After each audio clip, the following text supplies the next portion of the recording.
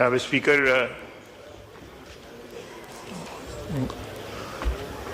गौर साहब ने जो बात की है, अगर क्या ही अच्छा हो जिस तरह आपने रवायात की भी बात की है। कानून के जो सोर्सेज हैं सारी दुनिया में, कई सदियों से उन सोर्सेज में रवायात जो है ना एक बहुत बड़ा सोर्स है। वो बार्ड लॉ हैं, वकील हैं, वो मुझसे बेहतर जानते होंगे।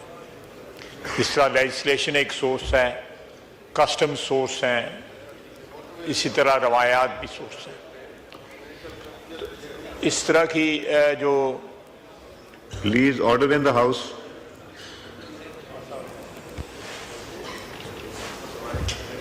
इस तरह रवायात जो हैं इसकी, ठीक है, आइन जो है अपनी जगह सुप्रीम है, उसके बाद जो है कानून जो हैं उनकी भी एक अपनी सेंक्टिटी है, लेकिन ट्रेडिशंस जो हैं तमाम दुनिया की पार्लियामेंट्स में उनकी भी एक सेंक्टिटी है और उनको बड़े तकद्दस के साथ जो है फॉलो किया जाता है।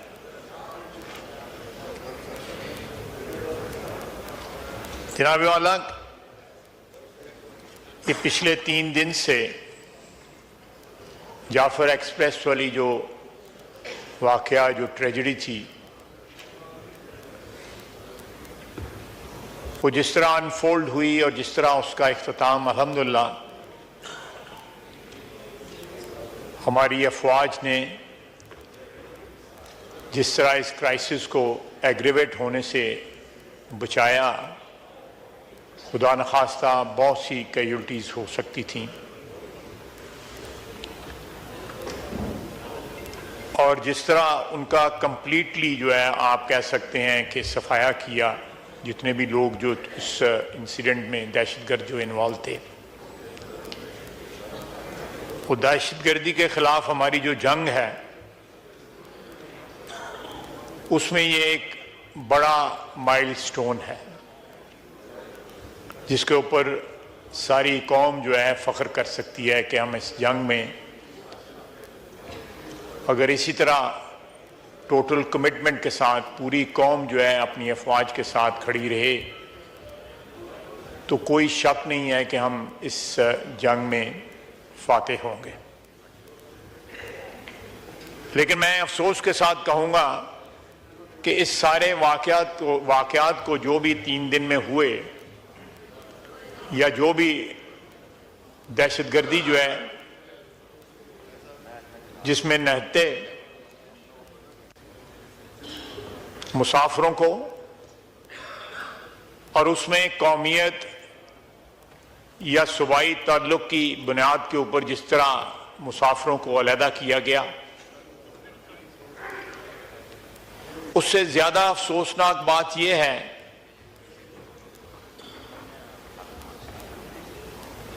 कि पीटीआई के सोशल मीडिया ने जिस तरह इसको इंटरप्रेट किया है, वो सारी कौम ने वो पढ़ा है।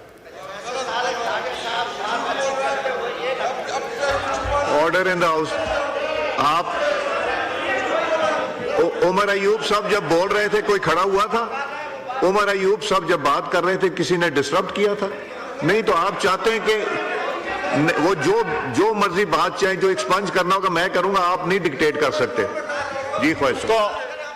उसको जिस तरह इंटरप्रेट किया गया और ये फौज की कामयाबी के बजाय कहा गया कि ये दहशतगर्दों ने ये सारे बंदों को खुद छोड़ दिया, ये सोशल मीडिया पे है, मैं अपनी तरफ से नहीं कुछ कह रहा। झूठ होगा, बिल्कुल झूठ होगा, लेकिन सोशल मीडिया पे जो रिकग्नाइज्ड अकाउंट्स हैं, जो ओवरसीज लोग बैठे हुए हैं इनके, उन्होंने ये बात कही। आपको भी पता है, मैं उन लोगों के नाम क्यों लूं जिनमें इतनी जुर्रत नहीं है कि वतन में बैठ के जंग लड़ सके अपनी। मैं उनकी क्यों नाम लूं इस हाउस के अंदर? इस हाउस का तकद्दस जो है क्यों मजरू करूं कि ऐसे लोगों को जो भगौड़े हैं, जो बाहर बैठे हुए हैं, उनके मैं यहां पे नाम लूं जिनमें इतनी जुर्रत नहीं है कि यहां आके फेस कर सके कानून और कायदे को। देखिए, कल हमें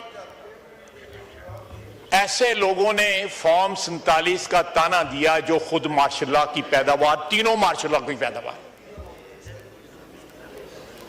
जिनके बुजुर्गों ने एब्रोगेट किया कॉन्स्टिट्यूशन पहली दफा पाकिस्तान की तारीख के अंदर।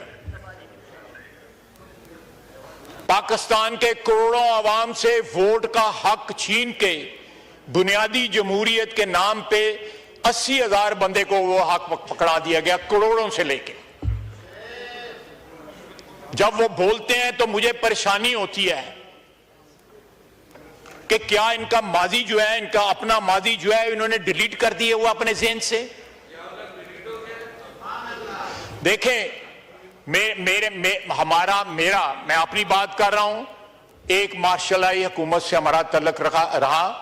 आप गवाह हैं जनाब स्पीकर, मैंने इस ऐवान में उसकी माजरत की हुई, एक दफा नहीं कई दफा की हुई है। आज भी माजरत करता हूं उस चीज की। लेकिन आप, कोई शर्म होती है, कोई हया होती है कि कम से कम जहां आपका तल्लुक रहा हुआ है उसके ऊपर तो ना इस तरह बातें करें कि जी ये जमहूरियत ये है। जमहूरियत का सबक वो ले दें जिन्होंने जमहूरियत के लिए कुर्बानियां दी हुई हैं। बैठे हुए हैं ना, ये जमहूरियत के लिए कुर्बानियां दी हुई हैं, ये बैठे हुए हैं जमहूरियत के लिए कुर्बानियां दी हुई हैं।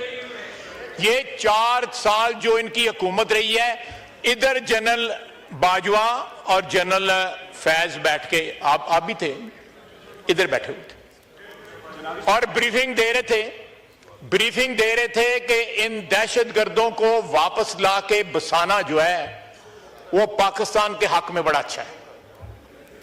और इन्हीं गौर साहब आप नहीं थे, इन्हीं कुर्सियों पे ये सारे वज़रा जो है, देख मुझे अब देखने, मैंने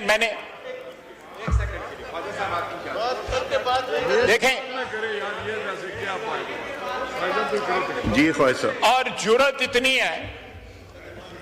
इतनी है, देखें, जब तक हम सियासतदान जो हैं 76-77 साल की गलतियों की इतराफ नहीं करेंगे, हम मिनहसुल एक बरादरी इतराफ नहीं करेंगे, हम आगे नहीं बढ़ सकते।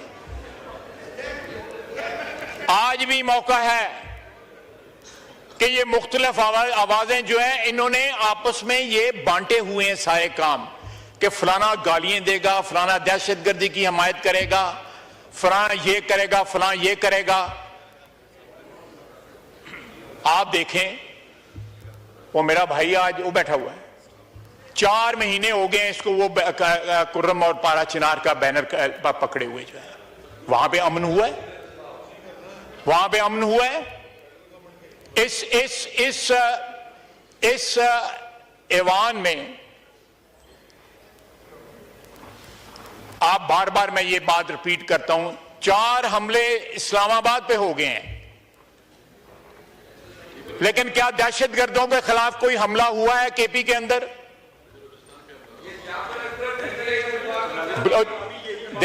खड़ा है ना सरफराज बुगटी, खड़ा है ना सरफराज बुगटी, खड़ा है ना वहां पे। नहीं, दहशतगर्दों के आगे जो है सीना तान के खड़ा है ना, बगैर किसी इबहाम के बयान देता है ना उनके खिलाफ। ये तो बयान देने से डरते हैं दहशतगर्दों के खिलाफ। ये यहां तारीफें हो रही थी, यहां ये मेरे सामने जो फर्श है इसके ऊपर तारीफें हो रही थी कि दहशतगर्द आएगा और वो क्या हो जाएगा, दूध और शहद की नहरें जो है केपी में बहनी शुरू हो जाएंगी। वो कौन थे मुस्लिम खान और महमूद खान? वो बुचर ऑफ स्वाद जो है वो कौन था जिसको लाके यहां पे बसाया गया? आज दहशतगर्दी की आप मुझे बताएं जनाब वाला।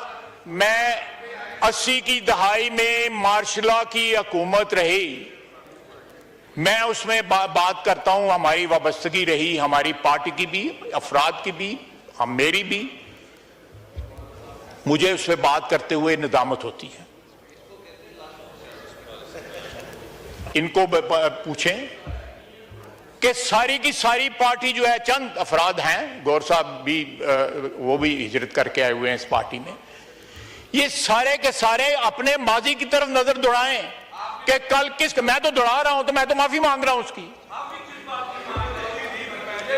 अब देखें, आप नहीं करने दें, करने कोई फर्क नहीं पैदा है, चलन दे। अगर इधर से कोई बात करेगा वो भी बात नहीं करने देंगे। ये बड़ा एक इंपॉर्टेंट इशू है। नहीं, आप तशरीफ नहीं, आपको नहीं दूंगा। देखें, वो बात जो कर रहे हैं मेरा बरखुरदार है, भाई है। इधर ही ये जनरल मुशर्रफ के साथ भी बैठे हुए थे। ये जनरल मुशर्रफ आपको नहीं समझ आएगी, आपको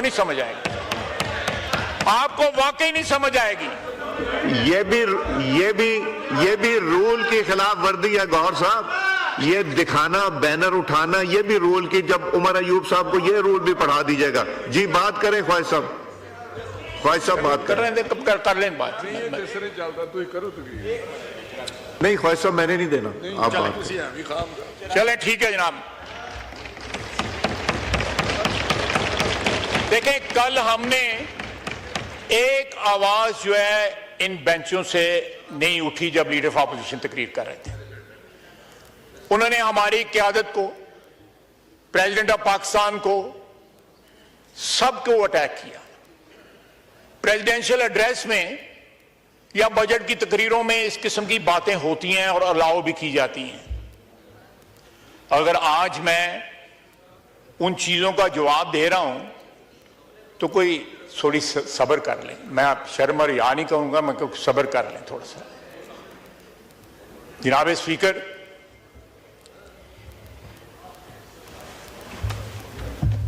हर चीज को कल गैर कानूनी कहा गया। आपको भी गैर कानूनी कहा गया, वजीर आजम को भी गैर कानूनी कहा गया, प्रेसिडेंट को भी गैर कानूनी कहा गया।